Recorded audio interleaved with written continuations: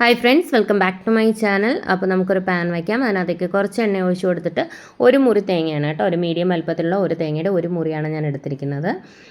അത് ജസ്റ്റ് ഒന്ന് പൾസ് മോഡിലും മിക്സിയുടെ ജാറിലൊന്ന് കറക്കി എടുത്തു കേട്ടോ. അപ്പോൾ എല്ലാം ഈവനായിട്ട് കിട്ടും, അതിന് വേണ്ടിയിട്ടാണ്. ഒരു 2 വറ്റൽമുളക് 2ആയിട്ട് കട്ട് ചെയ്തതും, ഒരു 1-2 നുള്ള് ചെറിയ ജീരകം, ഒരു 2 നുള്ള് ഉലുവ, അതുപോലെ തന്നെ ഒരു 1/4 ടീസ്പൂൺ കുരുമുളക്. ഇത് ഇത്രയാണ് നമ്മളിതിനകത്തേക്ക് ഇട്ട് കൊടുത്തിരിക്കുന്നത് കേട്ടോ. അല്ലെങ്കിൽ ഒരു 2 നുള്ളു കുരുമുളക് അത്രയും മതിയാവും. എന്നിട്ട് നമുക്ക് ഈ തേങ്ങ ഒന്ന് വറുത്തെടുക്കാം. കുറച്ച് എണ്ണ ഒഴിച്ചിട്ടാണ് ഞാൻ വറുത്തെടുക്കുന്നത്. തേങ്ങ നമ്മുടെ മിക്സിയുടെ ജാറിലിട്ട് ഒന്ന് അടിച്ചെടുത്ത് കഴിഞ്ഞാൽ എല്ലാം പെട്ടെന്ന് ഒരേ പരുവത്തിലാവുമ്പോൾ പെട്ടെന്ന് തന്നെ വറുത്ത് കിട്ടും, ഒരേപോലെ മൂത്ത് കിട്ടും. അല്ലാന്നുണ്ടെങ്കിൽ പലതും പല അളവിൽ മൂത്ത് പോകും കേട്ടോ. അതുകൊണ്ടാണ് ആവശ്യത്തിന് കറിവേപ്പില കൂടി ഇട്ട് കൊടുത്തിട്ടുണ്ട്. ഇനി നന്നായിട്ടൊന്ന് റോസ്റ്റായി എടുക്കട്ടെ. കുറച്ച് സമയം എടുത്ത് തന്നെ റോസ്റ്റായി എടുക്കുക. അപ്പോൾ അത്യാവശ്യം നന്നായിട്ട് കളർ ചേഞ്ച് ആയിട്ടുണ്ട്. കരിയാതെ നോക്കുക, എന്നാൽ നന്നായി കളർ ചേഞ്ച് ആവുകയും വേണം, ആ ഒരു പരുവം. ഈ സമയത്ത് ഒരു 1/4 ടീസ്പൂൺ മഞ്ഞൾപ്പൊടിയും 1.5 ടീസ്പൂൺ മല്ലിപ്പൊടിയും ഒരു 1/2 ടീസ്പൂണേ മുളക് പൊടി ചേർക്കുന്നുള്ളൂ. കാരണം നമ്മൾ വറ്റൽമുളക് കുരുമുളകൊക്കെ ചേർത്തിട്ടുണ്ട്. അതുകൊണ്ട് തന്നെ ഞാൻ 1/2 ടീസ്പൂണേ ചേർത്തിട്ടുള്ളൂ. നിങ്ങളുടെ എരിവിനനുസരിച്ച് ചേർത്ത് കൊടുക്കുക കേട്ടോ. എന്നിട്ട് മുളക് പൊടിയും കൂടെ ചേർത്തതിന് ശേഷം വേണമെന്നുണ്ടെങ്കിൽ ഓഫ് ചെയ്തതിന് ശേഷം, ഫ്ലെയിം ഓഫ് ചെയ്തതിന് ശേഷം മുളക് പൊടി ചേർത്ത് കൊടുക്കാം. ആ ഒരു ചൂടിൽ തന്നെ മിക്സ് ചെയ്തെടുത്താലും മതി. അല്ലെങ്കിൽ നല്ല ലോ ഫ്ലെയിമിൽ വെച്ചതിന് ശേഷം മാത്രം പൊടികൾ ചേർത്ത് കൊടുക്കുക. ക്വിക്കായിട്ട് മിക്സ് ചെയ്യുക, അപ്പോൾ തന്നെ ഫ്ലെയിം ഓഫ് ചെയ്യുക കേട്ടോ. അപ്പോൾ ഇത് കരിയുന്നൊക്കെ പേടിയുള്ളവർക്ക് ഫ്ലെയിം ഓഫ് ചെയ്തതിന് ശേഷം പൊടികൾ ചേർത്ത് കൊടുത്താലും മതി. ഒരു 1-2 മിനിറ്റ് നമുക്ക് നല്ല ലോ ഫ്ലെയിമിൽ ഇട്ടിട്ട് ആ ചൂടിൽ തന്നെ നന്നായിട്ട് ഇതൊന്ന് മിക്സ് ചെയ്തെടുക്കുക. കരിഞ്ഞു പോരുത്, അത് പ്രത്യേകം ശ്രദ്ധിക്കുക. ഹൈ ഫ്ലെയിമിലൊക്കെ വെച്ച് കഴിഞ്ഞാൽ പൊടികൾ കരിയും. പൊടികൾ കരിഞ്ഞു കഴിഞ്ഞാൽ ഒരു കയ്പ്പ് രസം വരും, അതുകൊണ്ടാണ് കേട്ടോ. അപ്പോൾ ഞാൻ ഫ്ലെയിം ഓഫ് ചെയ്തിട്ടുണ്ട്. ഇനി ഞാൻ കുറച്ച് നേരം കൂടി ആ ഒരു ചൂടിൽ തന്നെ ഇതൊന്ന് മിക്സ് ചെയ്തെടുക്കുകയാണ്. എന്നിട്ട് ഈ പാത്രത്തിൽ തന്നെ വെക്കരുത്, പെട്ടെന്ന് തന്നെ വേറൊരു പാത്രത്തിലേക്ക് മാറ്റുക. കാരണം ഇതിൽ തന്നെ ഇരുന്ന് കഴിഞ്ഞാൽ ആ ചൂട് കൊണ്ട്, പാത്രത്തിൻ്റെ ചൂട് കൊണ്ട് ഒരുപാടങ്ങ് മൂത്തു പോവും തേങ്ങ. അതുകൊണ്ട് തന്നെ പെട്ടെന്ന് തന്നെ വേറൊരു പാത്രത്തിലേക്ക് മാറ്റി വയ്ക്കുക കേട്ടോ. ഫ്ലെയിം ഓഫ് ചെയ്താൽ അപ്പോൾ തന്നെ നമുക്ക് ജസ്റ്റ് പൊടികൾ ചേർത്ത് കൊടുക്കുക. പെട്ടെന്ന് തന്നെ ക്വിക്കായിട്ട് മിക്സ് ചെയ്തതിന് ശേഷം അപ്പോൾ തന്നെ ഓഫ് ചെയ്യുക. നല്ല ലോയിൽ മാത്രമേ വയ്ക്കാവൂ, അല്ലെങ്കിൽ ഓഫ് ചെയ്യുക. എന്നിട്ട് അതിൽ തന്നെ കുറച്ച് നേരം, ഒരു 1-2 മിനിറ്റ് ആ ഒരു പാത്രത്തിൽ തന്നെ നന്നായിട്ടൊന്ന് മിക്സ് ചെയ്തതിന് ശേഷം ഇത് വേറൊരു പാത്രത്തിലേക്ക് മാറ്റി തണുക്കാൻ വയ്ക്കുക. എന്നിട്ട് വേണം അരച്ചെടുക്കാൻ. അതവിടെ തണുക്കുന്ന സമയം കൊണ്ട് ഒരു പാൻ വെച്ചിട്ട് അത്യാവശ്യം എണ്ണ ഒഴിച്ചു കൊടുക്കുക. കുറച്ച് കടുകിട്ടൊന്ന് പൊട്ടിക്കുക. കടുക് പൊട്ടി വരുമ്പോഴേക്കും വറ്റൽമുളക് കൂടി ഇട്ട് കൊടുത്തതിന് ശേഷം ഞാൻ അതിനകത്തേക്ക് ചേർത്ത് കൊടുക്കുന്ന ഒരു 10-15 ചെറിയ ഉള്ളിയാണ്. ഞാൻ ചിലതൊക്കെ 1-2 പീസാക്കി ഒന്ന് കട്ട് ചെയ്തു കേട്ടോ. തീരെ ചെറിയ ഉള്ളിയാണ്, ചെറുതാണെങ്കിൽ അങ്ങനെ ഇടാം. അതല്ലെങ്കിൽ നല്ല വലുതൊക്കെ ആണെങ്കിൽ ഒരു 3-4ആയിട്ടൊക്കെ കട്ട് ചെയ്യാം. ആവശ്യത്തിന് കറിവേപ്പില ഇട്ട് കൊടുത്തിട്ട് വേണമെങ്കിൽ ഒരു പച്ചമുളകൊക്കെ ഇടാം കേട്ടോ. പക്ഷേ എല്ലാം കൂടെ എരിവാവുന്നത് കൊണ്ട് ഞാൻ ഇട്ടിട്ടില്ല. എരിവ് അത്യാവശ്യം വേണ്ടുന്നവർക്ക് ഒരു പച്ചമുളക് വേണമെങ്കിൽ ഇടാം കേട്ടോ. ഒരുപാട് എരിവുള്ളത് വേണ്ട, കാരണം നമ്മൾ കുരുമുളകും മുളക് പൊടിയും ഒക്കെ ചേർത്തിട്ടുണ്ടല്ലോ, വറ്റൽമുളകും ഒക്കെ ചേർത്തിട്ടുണ്ട്. ഇനി ഉള്ളി ഒന്ന് വഴറ്റിയെടുക്കുക. ഒരുപാടങ്ങ് വഴണ്ട് പോകുമെന്നും വേണം, ജസ്റ്റ് ഒന്ന് വാടി വരിക, അത്രയും മതി കേട്ടോ. ഒത്തിരി അങ്ങ് വഴണ്ട് പോകണ്ട. ആവശ്യത്തിന് ഉപ്പ് കൂടി ഞാൻ ചേർത്തിട്ടുണ്ട്.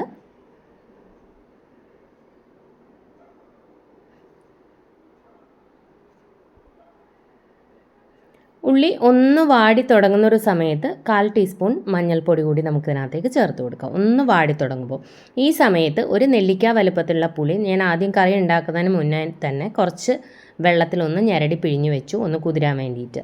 എന്നിട്ട് ഉള്ളി ഒന്ന് വാടി തുടങ്ങുമ്പോൾ മഞ്ഞൾപ്പൊടി ചേർത്ത് ഒന്ന് മിക്സ് ചെയ്തതിന് ശേഷം, ഒരു നെല്ലിക്ക വലുപ്പത്തിലുള്ള പുളിയാണ് കേട്ടോ. പുളിയുടെ അളവ് ഒരുപാട് കൂടരുത്. അപ്പോൾ ഒരു 1/2 ഗ്ലാസ് വെള്ളത്തിൽ കുതിർത്ത് വയ്ക്കുക. എന്നിട്ട് ആ വെള്ളം നമുക്ക് ഇതിനകത്തേക്ക് ഒഴിച്ചു കൊടുക്കാം. എന്നിട്ട് ആ പുളിവെള്ളത്തിൽ കിടന്ന് ഉള്ളി നന്നായിട്ടൊന്ന് തിളച്ച് ഒന്നുകൂടി സോഫ്റ്റായി വരുന്ന സമയത്ത് നമ്മൾ നേരത്തെ എടുത്ത് വെച്ചിരിക്കുന്ന തേങ്ങയുടെ കൂട്ടുണ്ടല്ലോ, അത് മിക്സിയുടെ ജാറിലിട്ട് നന്നായിട്ട് അടിച്ചെടുക്കുക. നല്ല ഉണക്ക തേങ്ങയാണെങ്കിൽ അതിൽ നിന്ന് എണ്ണ ഇറങ്ങി വരും. ആ എണ്ണയിൽ തന്നെ നല്ല ഫൈനായിട്ട് അരച്ചെടുക്കുക. അതല്ലാന്നുണ്ടെങ്കിൽ ഇതുപോലെ നല്ല ഫൈൻ പൗഡറാക്കി എടുക്കുക. എന്നിട്ട് നമ്മുടെ ഉള്ളി ആ പുളിയിൽ കിടന്ന് തിളച്ച് ആ പുളിയുടെ ആ റോ ടേസ്റ്റ് ഒന്ന് മാറുന്ന സമയത്ത് നമുക്ക് ഈ അരപ്പ് ഇതിനകത്തേക്ക് ചേർത്ത് കൊടുക്കാം. ആവശ്യത്തിന് വെള്ളം കൂടി ഒഴിച്ചു കൊടുക്കുക. ഒരു കാരണവശാലും വെള്ളം ഒഴിച്ച് അരയ്ക്കരുത്. വെള്ളം ഒഴിച്ച് അരച്ച് കഴിഞ്ഞാൽ ഈ ഒരു ടേസ്റ്റും കിട്ടില്ല, ഈ ഒരു കളറും കിട്ടില്ല കേട്ടോ. ആ ഒരു ടേസ്റ്റ് തന്നെ മാറിപ്പോവും. പ്രോപ്പറായിട്ട് വറുത്തരച്ച തീയിൽ നമ്മൾ ചെയ്യുമ്പോൾ വെള്ളം ഒഴിച്ച് അരയ്ക്കരുത്. നല്ല ഉണങ്ങിയ തേങ്ങ എടുക്കാൻ ശ്രദ്ധിക്കുക.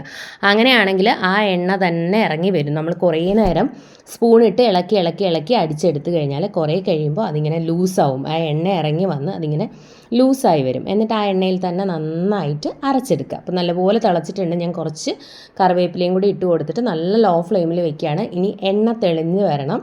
അത് കഴിഞ്ഞാൽ നമുക്ക് ഓഫ് ചെയ്യാം. ഈ സമയത്ത് ഉപ്പും എരിവും ഒക്കെ ചെക്ക് ചെയ്ത് നോക്കുക. എക്സ്ട്രാ വേണം എന്നുണ്ടെങ്കിൽ ചേർത്ത് കൊടുക്കാൻ മറക്കരുത്. പിന്നെ പുളി അധികമായിട്ട് തോന്നുകയാണെങ്കിൽ, ചിലർക്ക് ഒരുപാട് പുളിയുടെ ടേസ്റ്റ് ഇഷ്ടമല്ല, അപ്പോൾ നിങ്ങൾ പുളി ചേർക്കുമ്പോൾ ഒത്തിരിയായിട്ട് കൂടിപ്പോയി എന്നൊക്കെ തോന്നുകയാണെങ്കിൽ ഒരു പൊട്ട് ശർക്കര ചേർത്ത് കൊടുക്കുക കേട്ടോ. ഒരു പ്രത്യേക സ്വാദാണ്. പുളി ചേർത്ത കറികൾക്ക് എപ്പോഴും ഒരു പൊട്ട് ശർക്കര ചേർത്താൽ ഒരു പ്രത്യേക സ്വാദാണ് എന്ന് കരുതി മധുരം വരരുത്. ആ ഒരു രീതിയിൽ ചേർക്കുക. ഒരു പൊട്ട് ചേർത്ത് കൊടുക്കാവൂ. കാരണം ആ ശർക്കരയുടെ മധുരം വരാൻ പാടില്ല. അത് ഓപ്ഷണലാണ്, ഇഷ്ടമുണ്ടെങ്കിൽ മാത്രം.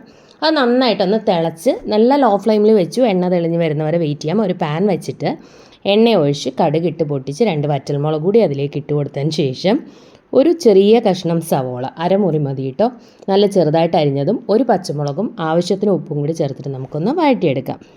തീയലിൻ്റെ കൂട്ട് നന്നായിട്ടൊന്ന് തിളച്ച് കഴിയുമ്പോൾ നല്ല ലോ ഫ്ലെയിമിൽ വെക്കുക. എണ്ണ തെളിഞ്ഞ് വരണം, അതാണ് പരുവം. എന്നിട്ട് ഈ ഉള്ളി നമ്മളിപ്പോൾ ചേർത്ത ഉള്ളി ചെറുതായിട്ടൊന്ന് കളർ ചേഞ്ച് ആയി വരുമ്പോഴേക്കും ഒരു 2-3 പിടി മുരിങ്ങയിലയാണ് ഞാൻ ഇതിനകത്തേക്ക് ചേർത്ത് കൊടുത്തിരിക്കുന്നത്. നന്നായിട്ട് കഴുകി വൃത്തിയാക്കി എടുത്തു. മുരിങ്ങയില ചേർത്ത് നല്ല പോലെ ഒന്ന് മിക്സ് ചെയ്തെടുക്കുക. ആ എണ്ണയിൽ ഒന്ന് വാട്ടിയെടുക്കുക കേട്ടോ. ഒരുപാട് ഹൈ ഫ്ലെയിമിലൊന്നും ഇടണ്ട, ഒരു മീഡിയം ഫ്ലെയിമിൽ ഇട്ടോളൂ. ഞാൻ വെള്ളം നന്നായിട്ട് ഊറ്റിക്കളഞ്ഞെടുത്തതാണ് കേട്ടോ. നന്നായിട്ട് കഴുകിയതിന് ശേഷം ഒരു അരിപ്പിൽ നമുക്ക് അങ്ങനെ വെച്ചിരുന്ന് കഴിഞ്ഞാൽ വെള്ളം വാർന്ന് കിട്ടും. അത്യാവശ്യം നന്നായിട്ടൊന്ന് വാടി വരുന്നുണ്ട്. കണ്ടോ, നമ്മൾ എത്ര എടുത്താണത് വാടി കഴിയുമ്പോൾ ഒട്ടും ഉണ്ടാവില്ല കേട്ടോ. ഇനി നമുക്കിനകത്തേക്ക് അരപ്പിടണം. ഒരു പിടി തേങ്ങ എടുത്തിട്ടുണ്ട്, ഒരു പച്ചമുളക്, ഒരു 1/4 ടീസ്പൂൺ മഞ്ഞൾപ്പൊടിയും 1/4 ടീസ്പൂൺ മുളക് പൊടിയും കൂടെ ഞാൻ ഇതിനകത്തേക്ക് ചേർത്ത് കൊടുക്കുന്നത്. ജീരകം ഒന്നും ഇടുന്നില്ല കേട്ടോ. ഒന്ന് ചതച്ചെടുത്ത് കൊണ്ടുവരാം. ഓൾറെഡി ഞാൻ പൾസ് മോഡിൽ ഒന്ന് കറക്കി എടുത്ത തേങ്ങയാണ്, കാരണം പീസസ് ആക്കി കട്ട് ചെയ്തതാണ് കേട്ടോ. അതുകൊണ്ടാണ് ആ തേങ്ങ അങ്ങനെ ഇരിക്കുന്നത്. ജസ്റ്റ് ഒന്ന് പൾസ് മോഡിൽ കറക്കി എടുക്കുക. ചതച്ചെടുക്കുക പാടുള്ളൂ, അരച്ചെടുക്കരുത്. ചതച്ച് അത് ഇതിനകത്തേക്ക് ഇട്ട് കൊടുത്തിട്ട് ക്യുക്കായിട്ട് മിക്സ് ചെയ്യുക. ആ തേങ്ങയുടെ ആ ഒരു റോ ടേസ്റ്റ് ഒന്ന് മാറണം. ഒരു മിനിറ്റ് മതിയാവും. അതിനുശേഷം ഉപ്പൊക്കെ വേണമെന്നുണ്ടെങ്കിൽ എക്സ്ട്രാ ചേർത്ത് കൊടുക്കാൻ മറക്കരുത്. അതിനുശേഷം നല്ല ലോ ഫ്ലെയിമിലോട്ടൊന്ന് വെച്ചതിന് ശേഷം നടുക്കൊരു ഇത്തിരി സ്പേസ് ഉണ്ടാക്കി ഇത്തിരി എണ്ണ ഒഴിച്ചിട്ട് ഒരു 3 മുട്ട ഞാൻ പൊട്ടിച്ചിട്ട് കൊടുക്കുകയാണ്. എന്നിട്ട് പതുക്കെ കൊണ്ട് ആവശ്യത്തിന് ഉപ്പൂടെ മുട്ടയിലേക്ക് ഇട്ട് കൊടുക്കണം കേട്ടോ. പതുക്കെ ഒന്ന് ചിക്കിയതിന് ശേഷം മുട്ട അത്യാവശ്യം നന്നായിട്ട് വെന്ത് കഴിയുമ്പോൾ വേണം മിക്സ് ചെയ്യാൻ. ആദ്യം തന്നെ മിക്സ് ചെയ്യരുത്. മുട്ട അത്യാവശ്യം വെന്ത് തുടങ്ങുമ്പോൾ വേണം ഇത് ഒരുമിച്ചാക്കിയിട്ട് നല്ലപോലെ ചിക്കി എടുത്താൽ മതി. മുട്ട വലിയ പീസാക്കിയൊക്കെ കിടപ്പുണ്ടെങ്കിൽ ആ തവി കൊണ്ട് ചെറുതായിട്ടൊന്ന് കുത്തിയുടച്ചുടച്ച് എടുത്താൽ മതി കേട്ടോ. സിമ്പിളായിട്ടുള്ള നമ്മുടെ മുരിങ്ങയില മുട്ടത്തോരൻ ഇവിടെ തയ്യാറായിട്ടുണ്ട്. സിമ്പിളായിട്ടുള്ള ഉച്ചയൂണാണ്. എല്ലാവർക്കും ഒരുപാട് ഇഷ്ടപ്പെടുന്ന റെസിപ്പിയാണ്. പെട്ടെന്ന് തന്നെ നമുക്ക് ഉണ്ടാക്കിയെടുക്കാൻ പറ്റുന്ന 2 റെസിപ്പീസാണ് കേട്ടോ. അപ്പോൾ എല്ലാവരും ഒന്ന് ട്രൈ ചെയ്യുക. വീഡിയോ ഇഷ്ടമായിട്ടുണ്ടെങ്കിൽ ലൈക്ക് ചെയ്യണം, ഷെയർ ചെയ്യണം, കമൻറ്റ് ചെയ്യണം. അപ്പോൾ നല്ല ടേസ്റ്റാണ്, കാണാൻ തന്നെ നല്ല ഭംഗിയുണ്ട് അല്ലേ.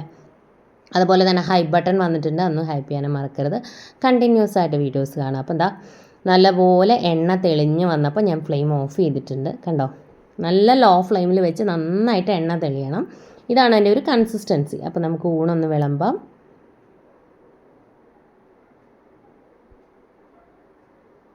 മുരിങ്ങയില മുട്ടത്തോരൻ. പിന്നെ ഞങ്ങൾ ഇന്ന് ചെറിയതായിട്ട് സാലഡ് നമ്മൾ പച്ചമുളകും കുറച്ച് സവോളയും കനം കുറച്ച് അരിഞ്ഞിട്ട് തക്കാളിയും അതുപോലെ ഉപ്പും വിനീഗറും ഒക്കെ ഇട്ടതാണ് മുരിങ്ങയ്ക്ക തോരൻ, മാങ്ങാ അച്ചാർ. അത്രയേ ഉള്ളൂ.